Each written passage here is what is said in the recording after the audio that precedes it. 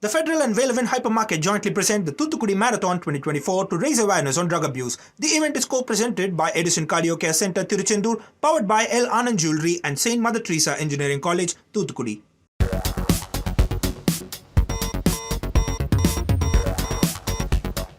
Hello and a warm welcome to Federal's special program Capital Beat. Supreme Court today granted bail to Delhi Deputy Chief Minister Manish Sisodia, who was in jail for the last 17 months and he allegedly was embroiled in the Delhi liquor policy scam. Now, this was the bench of Justices B.R. Gavai and K.V. Vishwanathan, which very categorically stated that spending 17 months in jail without trial, the court very clearly said that Manish Sisodia was deprived of the right to a speedy trial under Article 21 of the Constitution of India.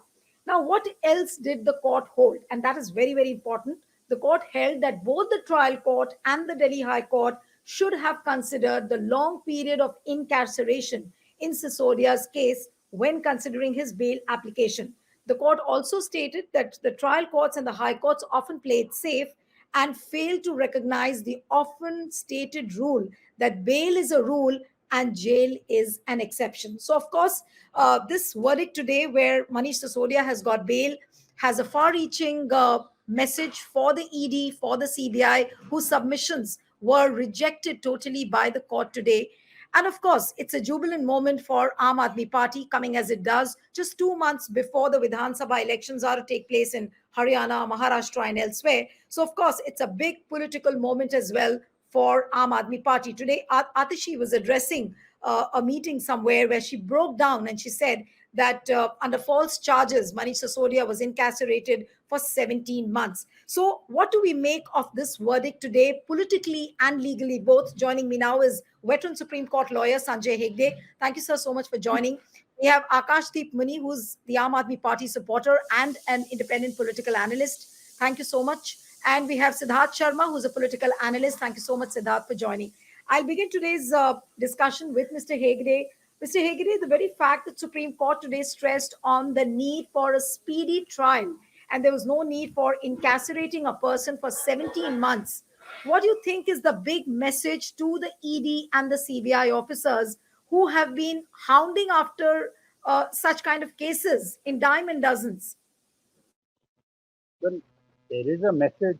There's a message for the court. There's a message for the investigating officers that with power comes responsibility. The investigating officers have the power to arrest people, but do not arbitrarily arrest people just because you can do it. And you know that it will be a problem in the court to grant them bail because, especially when PMLA, UAPA, etc., there are laws which say that bail cannot be routinely granted. So the trial courts and the high court sometimes hesitate to grant bail. Therefore, today is a very important message that if uh, the trial courts and the high court uh, fail in their duties, the Supreme Court will come to the rescue of the citizens. However, having said that, it has taken far too long. It has taken far too 17 months plus in this case. There are many other cases under the UAPA. We have Umar Khalid and others, or we have the Bhima Koregaon people who are still in prison. The fact is that no investigating officer, no investigating team thinks, or no prosecuting agency thinks of getting matters to a trial. They are content with filing a charge sheet and then simply opposing bail just because they can. Because if they do not, it is sometimes assumed that they have sided with the accused. That kind of position needs to stop, particularly considering that there is such a jam in our trial court. Unless you can try the person speedily and then either pronounce him guilty, therefore there is a sentence, or pronounce him innocent and let him free of the rigors of the law, you cannot simply put people in what is Kannada is called as Trishanku Swarga, hanging between heaven and hell. You are in jail because you are an under trial. You are an under trial because the trial can't take place. This needs to seriously be addressed by the court as well as by the investigators. Mr. Hegde, there was another observation which the court made today, and they said, and about ED and the CBI, the which they conduct themselves, they said that not even remotest possibility of trial being completed in the near future, considering the fact that there are 495 witnesses to be examined, thousands of documents running into lakhs of pages, and then to keep Sisodia under custody was really unfair.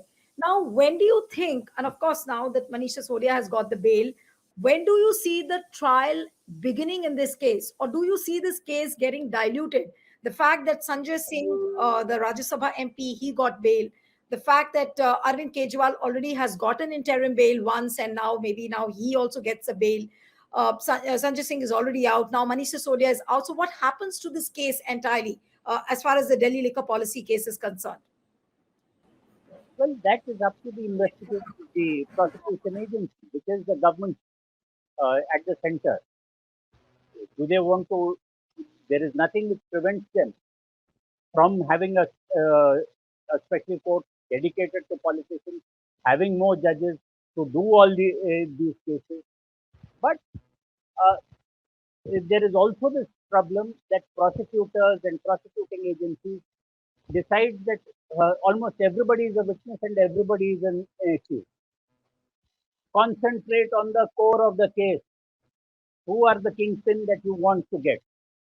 And make a watertight case with them with as few witnesses that are required to be examined on each point. That's enough. Uh, you may remember that when Ajmal Kasab was tried, one of the charges which was also put in was entering the VT railway station, the Victoria Terminus railway station, without a ticket. So that if he got free on the other charges, then we could still get him on this. This kind of ridiculous over lawyering also has to be stopped.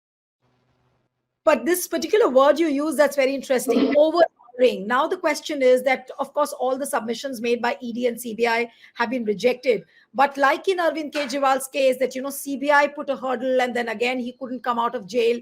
So do you think that there is a possibility in Manish Sisodia's case also of some hanky panky being played out and he doesn't come out of the jail? Is there a possibility of that as well? You see?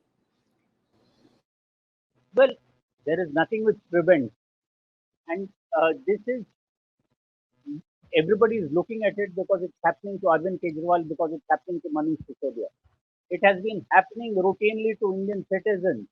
No soon, if the agencies decide that they want to keep somebody in jail, no sooner as they get bail in one matter that they arrested in another matter, and if nothing, then they get preventively detained, saying that you are likely to commit a crime, and the person keeps fighting through the court system. Till at last, uh, some judge or the other says, enough is enough, too much time has passed. I think we should have something greater than just saying that, oh, this is the maximum sentence that can be imposed, and you have finished nearly half the sentence just waiting for a trial. Okay, we let you go. No, but very interestingly, today court dismissed all of this. He said that Manish Sisodia is not a flight risk.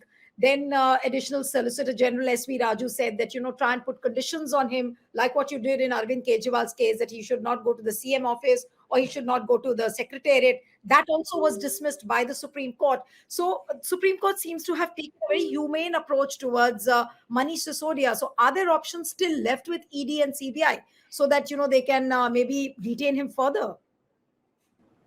No, you've had the Delhi liquor case. Who knows how many other files he's dealt with? You can make almost anything a criminal case. And as far as this condition of not going to the secretariat, this was this condition came out in peculiar circumstances when Arvind Kejriwal was given interim bail to enable him to campaign during the election. So at that stage, the Supreme Court said because it's interim bail, then we are saying don't go the near the CM's office, and that condition got continued. There's no reason why it needs to be continued in this case where you're giving the person a full bail after a full hearing. So, which is very clear that Manish Sisodia will not have any such hurdle that he can't go to the secretariat or he can't, because he obviously is the deputy chief minister. So, which means that he will be functioning now as the deputy No, CM. he's not. He, Okay. he had resigned. He had Ah, resigned, right? right. Yes, he He had had resigned. resigned. All right. So therefore, he will Yeah, have yeah. to be Now I remember. Yes. somebody else. Yeah. Yeah, so he had resigned. Now that makes the story very interesting. I'll come back to you, sir, if you can just stay on. But Akash, I'll come to you now. That the very fact that Manish Sisodia had resigned.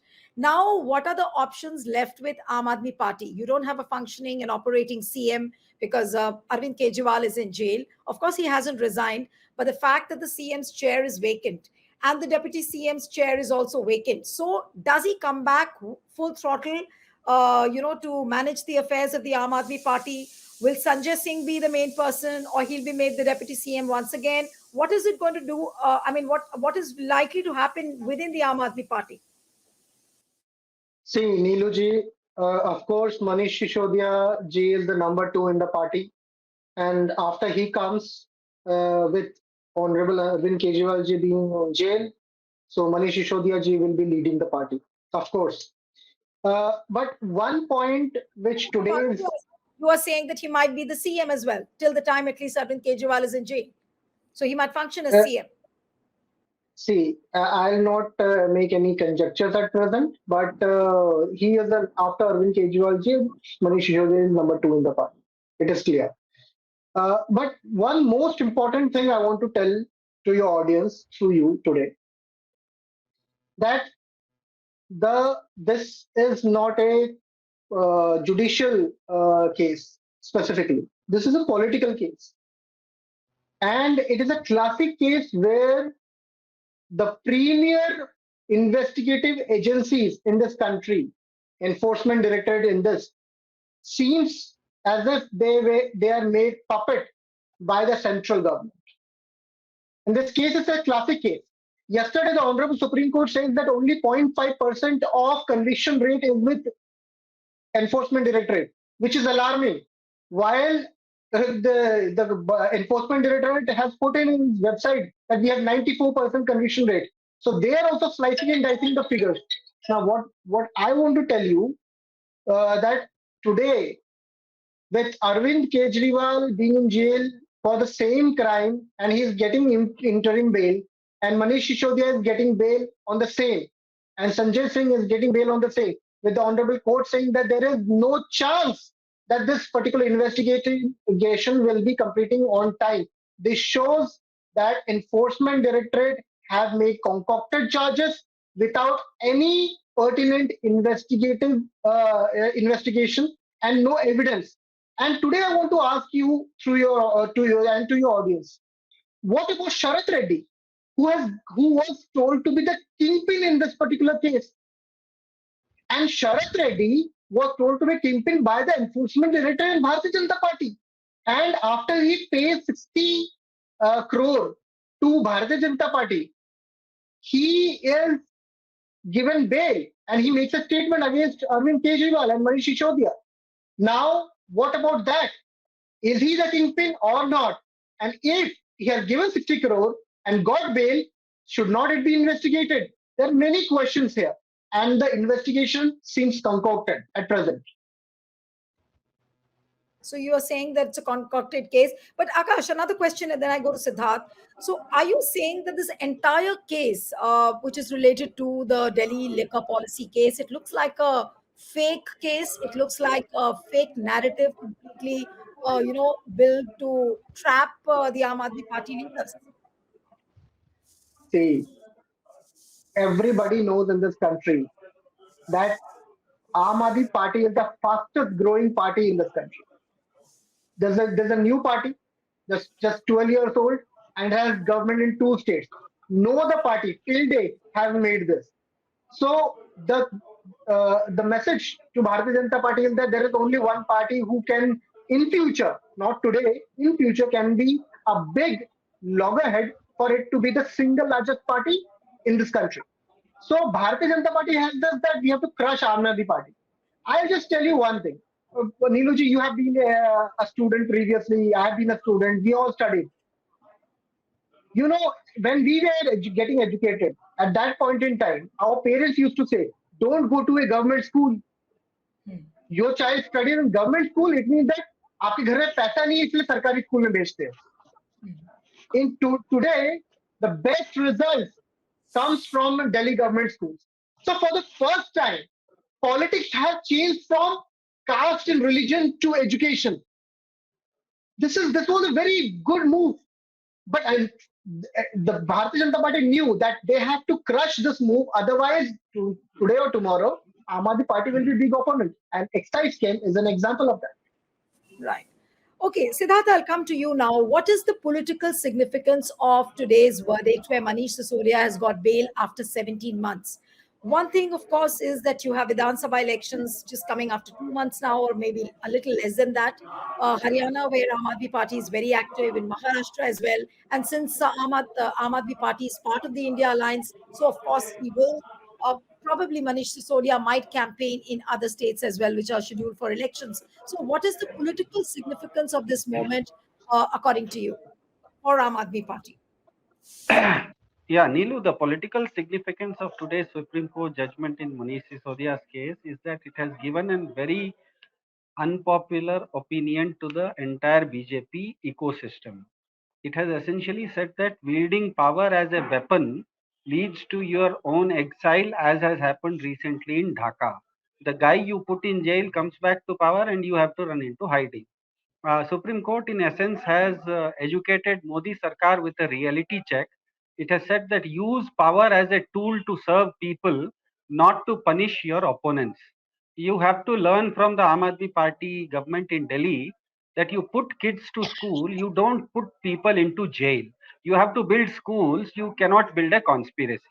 So what essentially the entire BJP ecosystem thinks, and that is we may have a difference of opinion with it, but essentially that is their faith that laws are supreme. What happens essentially is that a law is not supreme, the constitution is supreme. Any government can bring a law, but the subsequent government can withdraw that law and that earlier law can be nullified. But a constitutional provision cannot be nullified. For example, something like a free bus ride in Karnataka, the last government, BJP government, had not brought that. Now the present government of Congress has brought a free bus ride for Karnataka. That is a law. Tomorrow that law may be nullified.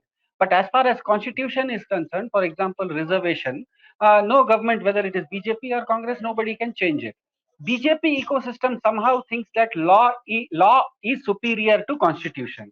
And what happens essentially is that in the lower judiciary, since it is dependent upon its sustenance as well as promotion for a consent from the government, it interprets law and it does not interpret constitution. But as you go into the higher judiciary, something like Supreme Court, those people do not need anybody's consent. They are going to retire in the next few years. So they, rather than interpreting laws, they start to interpret constitution, because constitution is a document which provides a person's maximum liberty, whereas a law provides a government's maximum liberty. So what the BJP ecosystem thinks is that let us get into some kind of vigilante justice system wherein we frame some bad law and then say that since this is the law, let us implement it. And the lower the judiciary, I think they are under pressure because their promotion, etc., is dependent upon the government's consent. So they don't go into the interpretation of constitution. They just interpret the present law, whether that law is good or bad. But when it goes to the higher judiciary like Supreme Court, since they do not have these kind of baggages with them, they then interpret the constitution. And in the constitution, as we all know, Article 21 is very clear that there has to be personal liberty. You cannot just incarcerate anybody for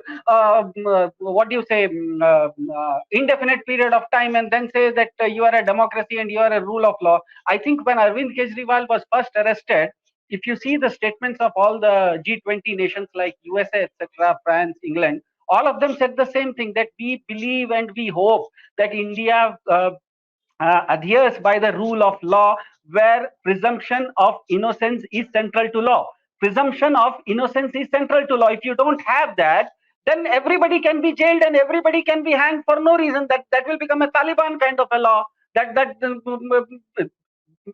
Please understand that whichever country, even if it is a banana republic, if it punishes somebody, it punishes it through some kind of system. But the entire humanity or the international forum do not agree to that kind of justice, because their innocence is not presumed. So if you just accuse somebody and presume him to be guilty, then what is the difference? Where is the rule of law? So I think what has essentially happened is that this is not a statement on the investigative agencies. This is a very tight slap on the Modi government, and not just the Modi government. I feel that it is a tight slap on the entire BJP ecosystem, which feels that when they have power, that power means that I have the right to punish anyone. I don't think in India punishment is a government's monopoly. The punishment in India is given by the judiciary. Punishment is decided by the courts. The government of the day does not have the right to punish. Only right it has, the only duty it has is to serve people. I think that is what the Supreme Court judgment is to be read. And I think Modi government, whether it reads it that way or not, but going ahead in the future, because right now it is on crutches, I think that they will have no other option but to accept these kind of realities, that India has a rule of law, and you cannot just summarily, arbitrarily jail somebody and think that a process cannot be a punishment in India. That is not the part of the constitution.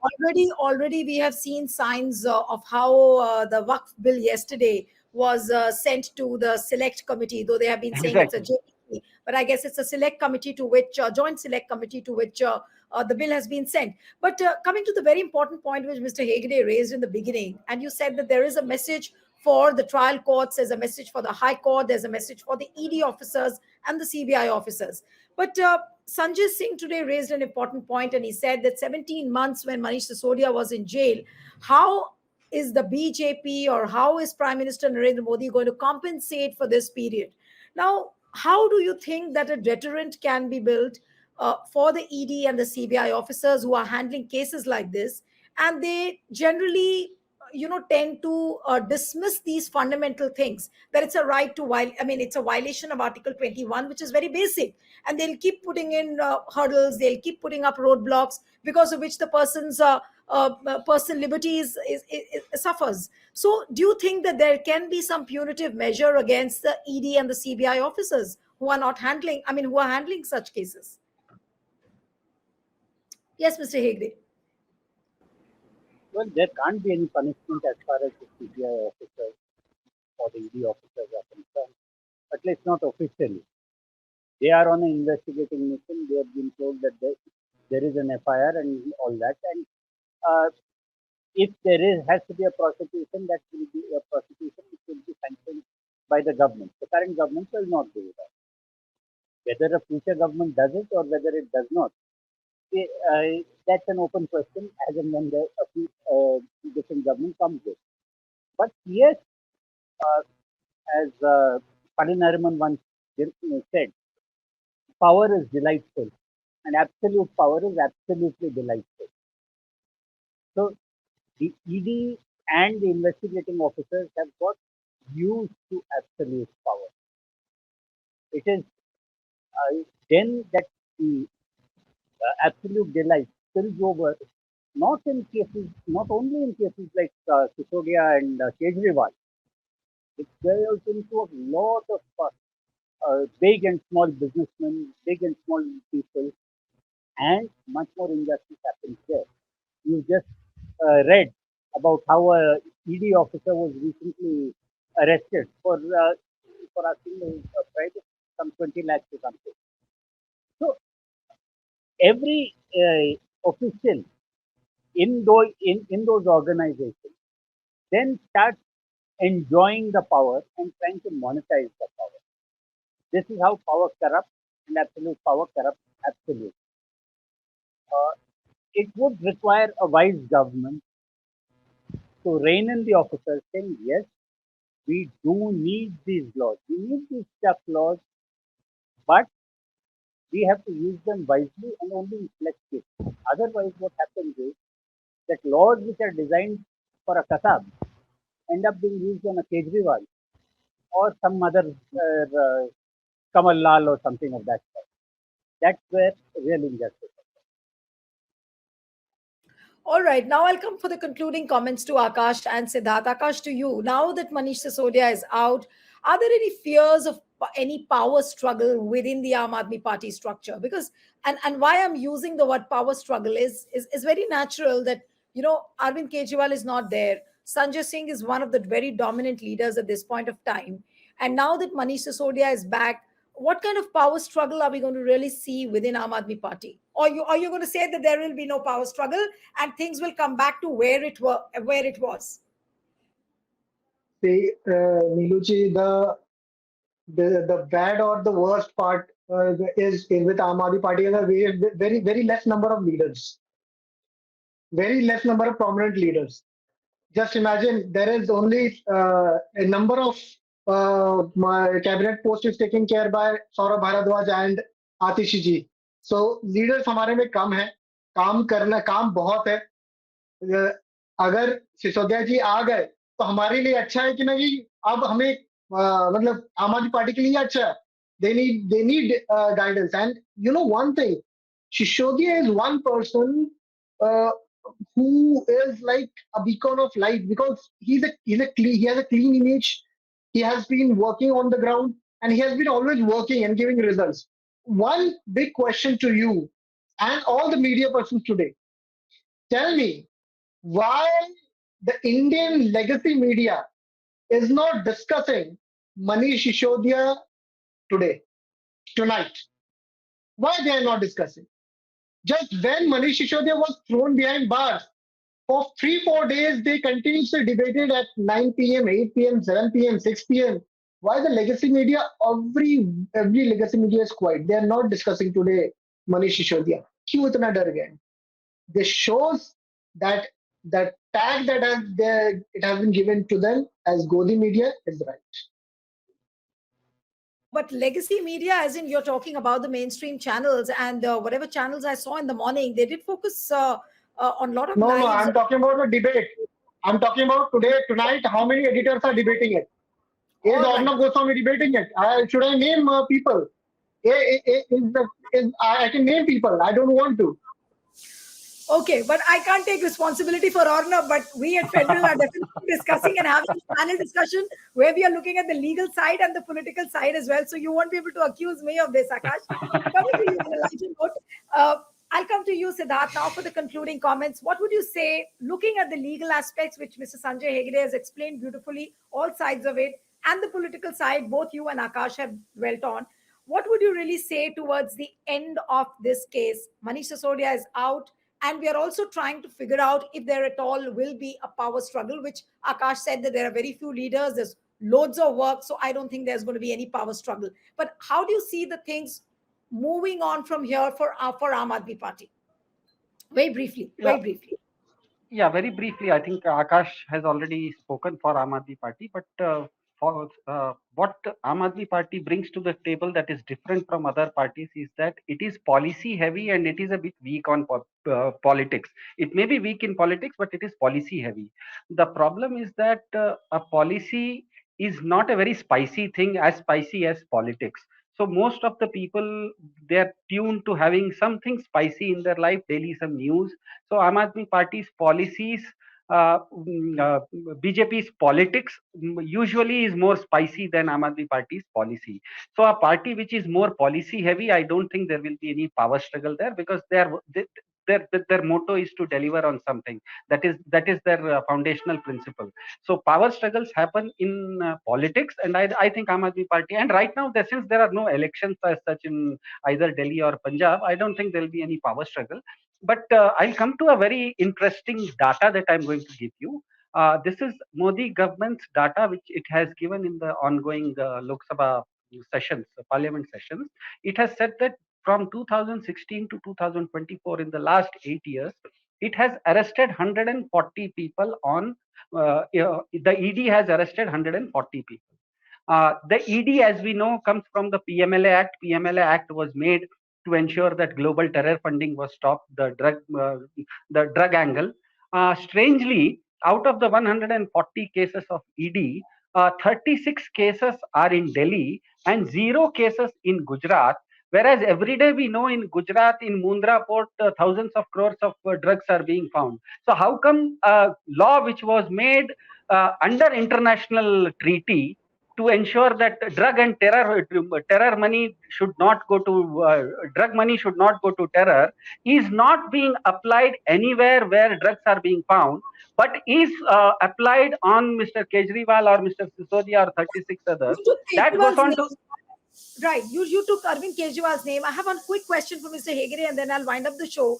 Mr. Hegde, how hopeful should we be that Arvind Kejriwal also will be out soon? And he will apparently get jail, not jail, sorry, he will get bail. Well, we can reasonably hope. It's all a question of when the matter comes up before the Supreme Court now. His lawyers may have filed it against it, and when the Supreme Court normally issues notice to the other side.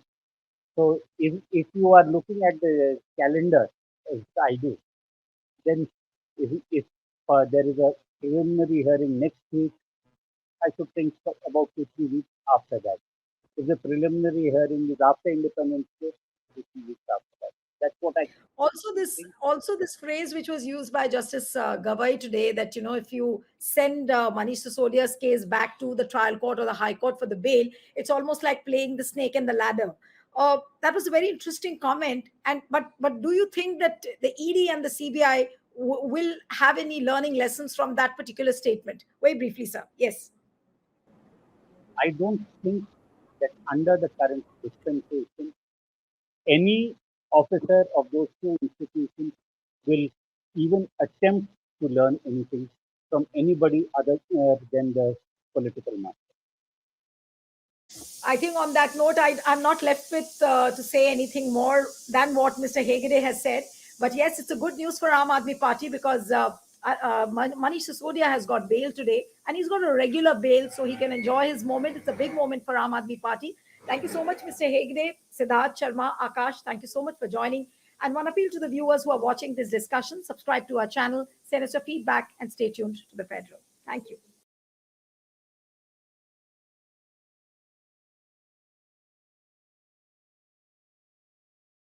The Federal and Velavan Hypermarket jointly present the Thoothukudi Marathon 2024 to raise awareness on drug abuse. The event is co-presented by Edison Cardio Care Center, Tiruchendur, powered by L. Anand Jewelry and Saint Mother Teresa Engineering College, Thoothukudi.